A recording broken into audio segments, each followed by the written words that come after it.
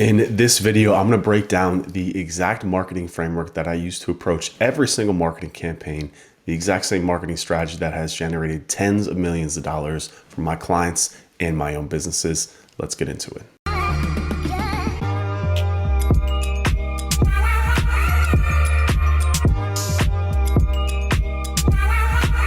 This is a framework that I picked up from my time at Big Consulting with Accenture and Deloitte. Essentially, it is a three-part framework that allows us to understand all the different types of promotional opportunities that we have available to us. This is traditionally used a little bit more for media buying, but I've adapted it and I use it for literally every single campaign that I work on. It allows me to stay organized and see the entire field of opportunities before digging into it. So for example, to break this down a little bit, anything owned is something that is directly controlled or owned by us, the brand, or the client. Anything paid, obviously there's going to be paid opportunities, ads, influencers, and then anything earned up here requires effort to get it, but you can't necessarily buy it. So things like organic press mentions or organic influencer mentions, and these are usually deemed by consumers to be the most powerful because they're unbiased opinions, right? When a third party shares something about how great your business is, it's very powerful to the consumer because it's not coming from you, it's coming from somebody else's referral. So I have this broken down here into essentially a Venn diagram. And what I want to do is I want to take all these tactics over here and basically just drag them over here so you understand which tactics are earned, paid, owned, where do they overlap. And then after you see all these things, I'm then going to take this and apply this to different business models, e-commerce, a local business, an agency. And I'll show you how you can use this to actually build a marketing strategy from the ground up. So I'm literally just going to go through these one by one and drag them over. So something like reviews or results.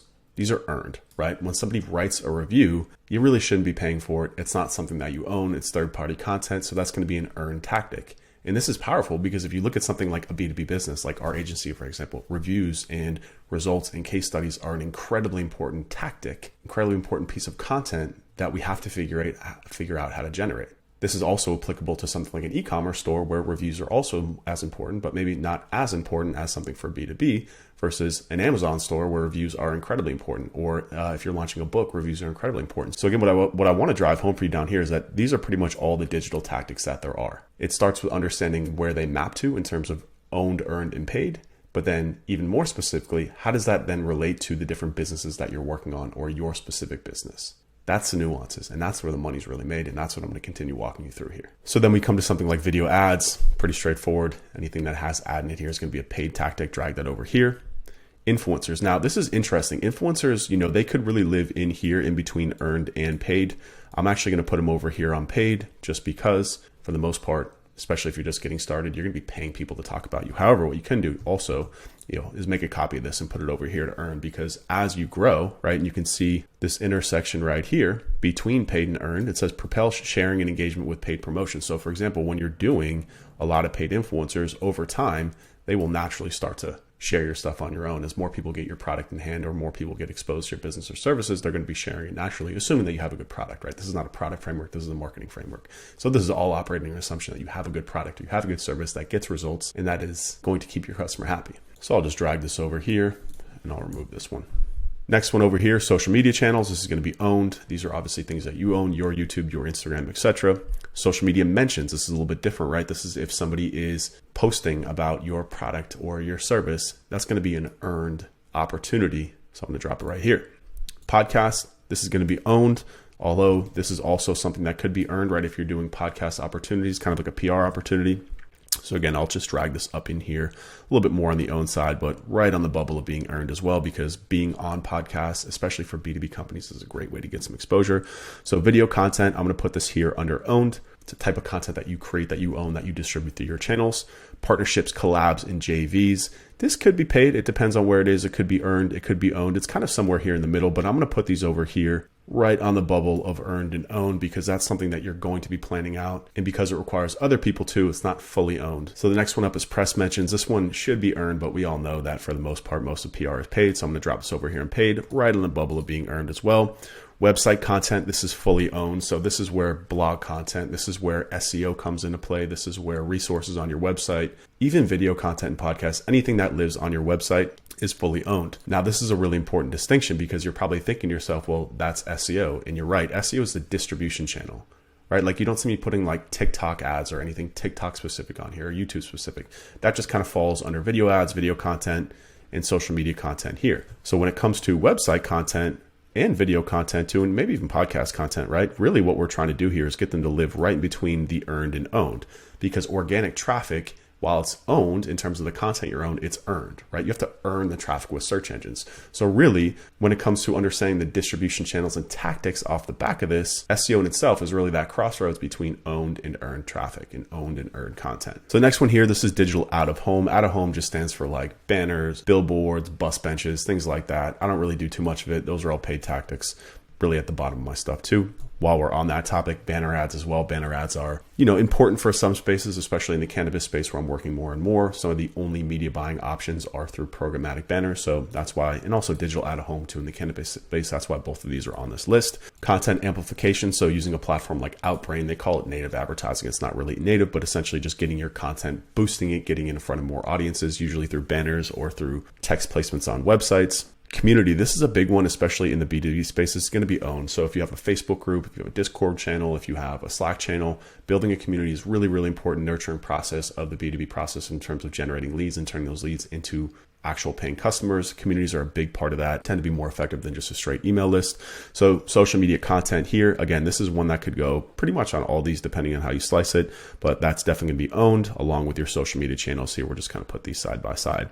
Text message list, this is owned, becoming more and more important, especially in the e-commerce space. Email lists, another huge one, owned. First party data, text message, emails, social profiles, all these things are incredibly important in terms of owning that conversation and not having to rely on earned and paid.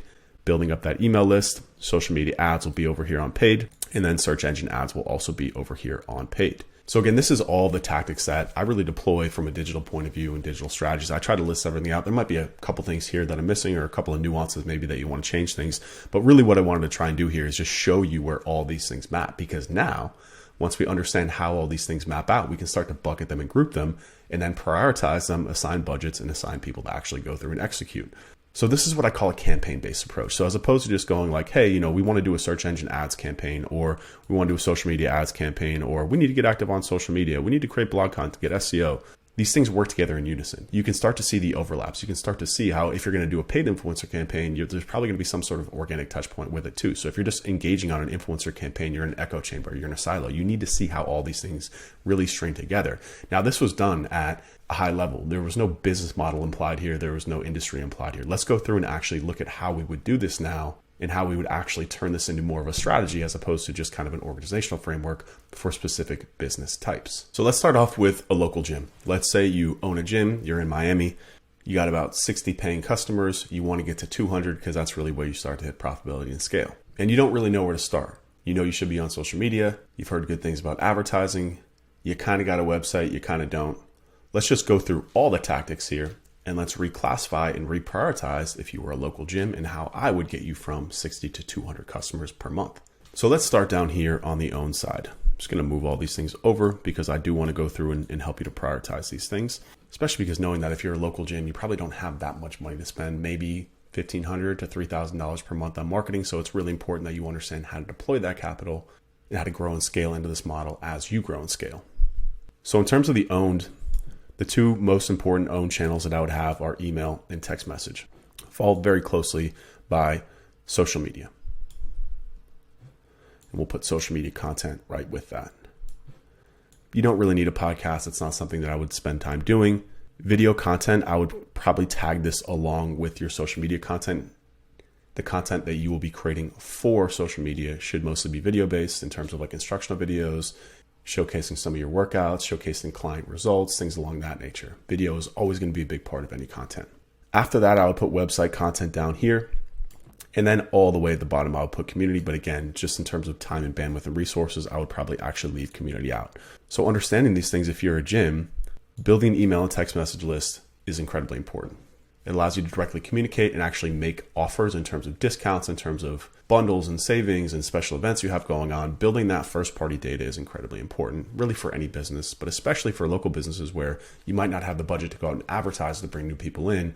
Focusing on building an email list and getting phone numbers as well to send text messages is probably going to be your number one acquisition channel in terms of bringing in new paying customers. The name of the game then becomes, how do we build the email list? We'll talk about that a little bit more as we move into paid traffic. Again, like I said too, social media is going to be important. All three of these things, I would say Instagram and TikTok should be the two platforms that you should be on. Definitely those should be your primary focus, with the third one being on YouTube. But again, in terms of the priority, Instagram, TikTok, and then YouTube at the bottom. So just prioritize those based on your bandwidth. Website content, I don't think you need to have an active blog per se. Have a website that's built for information and conversion. In other words, who do you help? How do you help them? And what type of results should they expect as based on that? You don't need a ton of pages. You don't need to create a ton of content. And the reason I say is you don't need to create a ton of content is that when it comes to website content and creating ongoing blog posts and stuff like that and videos, really the main goal of that is to rank higher in search engines. And if you're a local business, understanding what people are searching for, a lot of people aren't looking for blog content to answer their questions. They're looking for gym near me. They're looking for lose weight near me, best gyms in Miami. They're not necessarily looking for, top 10 workouts for summertime beach in Miami. It's just not going to be a good use of your time and resource to be creating that much content for your website's blog if you're a local business. However, creating content for your social media to drive people into your email list where you can then make direct purchase offers to upgrade them, become customers, is a lot more effective. And the reason is that people are actively using social media on a daily basis, whereas people are not necessarily searching again for blog type content in search engines. It's an important distinction. Hopefully that makes sense. If it doesn't make sense, leave me a comment below and I will clarify for you. So let's move on. Now, when it comes to the earned stuff, reviews, very, very important. Social media mentions, also incredibly important. Partnerships, JVs, collabs. I have a gym client who does a monthly event where they partner with other businesses. It's great, drives a lot of reach, awareness, gets them out there in the market, but it takes an incredible amount of bandwidth. They're very good at it, so I would never stop them. But if you're a gym just trying to get started, that might not be the best route. So I'm not going to put it on the priority list. When it comes to influencers, absolutely, but they would have to be earned. I just don't see a local business, especially a gym, having a paid budget for influencers. So when it comes to these three, getting reviews and results is it's incredibly important for any business, but especially a gym. Why? Because when somebody comes to a gym, they are there to get a certain result. You need to be able to show them that you can get them result if you want to charge them, and then also ascend them and charge them more over time. So again, the name of the game now becomes not do I need reviews, but how do I get reviews? How do I collect these from people? So doing things like, percentage of discount off, or free sessions, or just going to them, asking them nicely if you can use their story to help bring other people in. You got to collect reviews. You got to collect results. You got to showcase that to people. When it comes to social media mentions, again, very, very important. I would actually say probably one of the top ways that gyms grow is through social media mentions, through people coming to the gym, posting in the gym, and then other people seeing it, and then bringing other people into your community. How to get people to do this? Well, again, number one, get them results. Number two, create an environment that people want to come in and post in. Maybe put like a neon sign up or a cool mural on the wall, something that kind of gives them inspiration to want to take a picture of themselves and post it. Sounds kind of stupid, but it's a fact. You got to curate that experience for them. So now what about paid? What type of paid opportunities do we have and what should you be focused on? So when it comes to press mentions, it's also important. I would actually put that here under earned. You can just do some very light outreach to reporters saying, offering them to come in, check out the gym, maybe give them a free month, offer to train them for a free if they work for a big publication. Very simple tactic that you can follow on that. But I'm not going to put that under paid because it can get very expensive. Social media ads, video ads would be up there with that. Content amplification, no. Digital out of home, no. Banner ads, no. Search engine ads would be down here. So if you are going to do paid traffic as a gym, I would definitely start with social media, Instagram ads, and then maybe even TikTok ads. But I would focus all the budgets that you have initially on Instagram and Facebook ads. The way that you do that, you run a very simple offer, either a discount, a challenge, something to just get them into the gym. And then you got to have some sort of sales process to convert those people that come in for free or some sort of a discount to actually into paying customers. That's a sales conversation, not marketing. So we won't talk about that in this video. Search engine ads can be effective, but they're also expensive.